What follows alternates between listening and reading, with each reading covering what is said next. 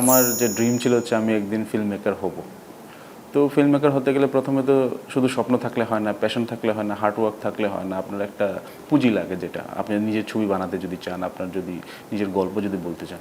যখন থেকে আমার যে রেজাল্টটা আসে যে আমি পেয়েছি, তখন থেকে টিমের ওয়ার্কশপ এবং অনসেল আমি একদম এ টু জেড আমি সবাইকে আমি হাতে কলমে শেখানো শুরু করি আমার বাড়িতেই। আপনি কিছু ফ্যাসিলিটিস বা কিছু প্রিপারেশন আপনি নিয়েছিলেন, সেগুলোর কি চ্যালেঞ্জ আপনি এই যে অনুদানের টাকা আটকে আছে, কি চ্যালেঞ্জ আপনার ফেস করতে হয়েছে? ও সেটার মধ্যে শুরু বলতে গেলে ফিল্ম মেকিং আসলে আমার হচ্ছে প্যাশনের জায়গা থেকে ফিল্ম মেকিং আসে, প্যাশনের ড্রিম যেটা বলা যেতে পারে, যেটা আমাদের পার্বত্য চট্টগ্রাম থেকে মনে হয় মানে খুব কমই এই লাইনে আসে, যে ফিল্ম মেকিং লাইনে।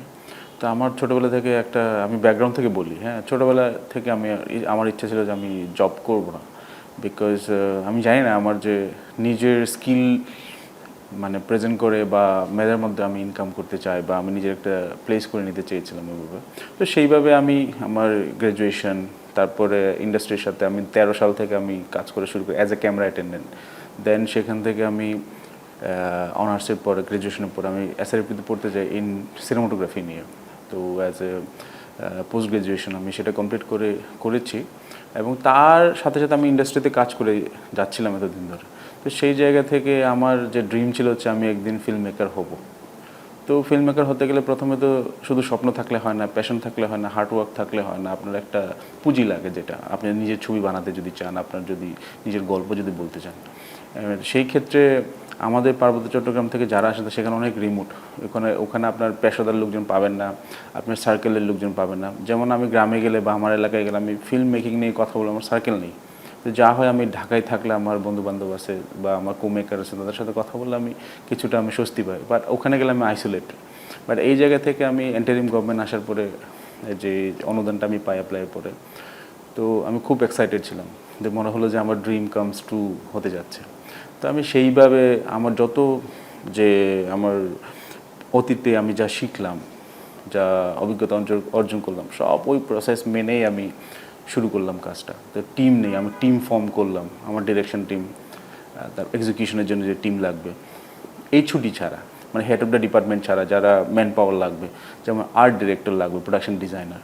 তা আমাদের যে কালচার অ্যান্ড ট্র্যাডিশন বুঝতে গেলে তো আপনার ওইখানকার লোক লাগবে, বাট ওইখানকার লোক আমাদের ঢাকা শহরে অ্যাজ এ প্রোডাকশন ডিজাইনার বা আর্ট ডিরেক্টর হিসেবে কাজ করে না। তো আমি ঢাকা ভার্সিটির একটা ছোটো ভাইকে আমি বললাম যে তুমি আমার সাথে কাজ করো। তো তারও বিদেশে যাওয়ার একটা প্ল্যান ছিল, যে তার গ্র্যাজুয়েশনের পরে সে বিদেশ যাবে পড়াশোনা করতে। তো সে আমার জন্য বললো যে হ্যাঁ, আমি বলছি যে তুমি যদি আমার সাথে কাজ করো, এই সিনেমাটা যদি হয়ে যায়, তোমার একটা ভালো পোর্টফোলিও হবে, তুমি যেটা ভার্সিটিতে তুমি অ্যাপ্লিকেশনটা খুব কাজে লাগবে। তো ও আমার সাথে জয়েন করে। তারপর এরকম অনেক লোক যাদের যে ফিল্ম মেকিংয়ে কোনো আইডিয়াই নেই, তাদেরকে আমি কনভিন্স করে করে করে আমি অনবোর্ড করেছি। তারপর সেইভাবে আমি কাজ শুরু হয়, যে যখন থেকে আমার যে রেজাল্টটা আসে যে আমি পেয়েছি, তখন থেকে টিমের ওয়ার্কশপ এবং অনসেল আমি একদম এ টু জেড আমি সবাইকে আমি হাতে কলমে শেখানো শুরু করি আমার বাড়িতেই। বাড়ির পাশে আমি একটা ঘর করি, যেটা আমি অফিসে বলি।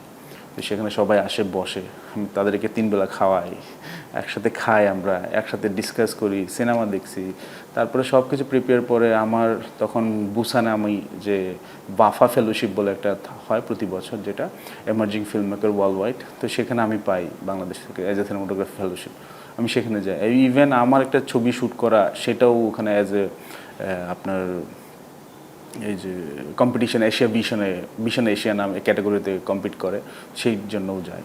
তো ওইখানে আমি 1 মাস ছিলাম। তখন আমার যে টিম, যে আমি তাদেরকে যাদের ট্রেন করেছি, তারা আমি প্যারালাল কাজ করতে থাকি ভার্চুয়ালি। ওখানে আমি সারাদিন ক্লাস, সারাদিন কাজের পরে আমি তাদের সাথে অনলাইনে বসি, এবং প্রতিদিন আমি তাদেরকে টার্মস দিতে থাকি যে তোমরা এটা করো, এটা করো, এভাবে কাজ আগাইতে থাকি। তো পরে সেখানে আসার পর ফিজিক্যালি আমি তাদের সাথে আরও কাজ শুরু করি।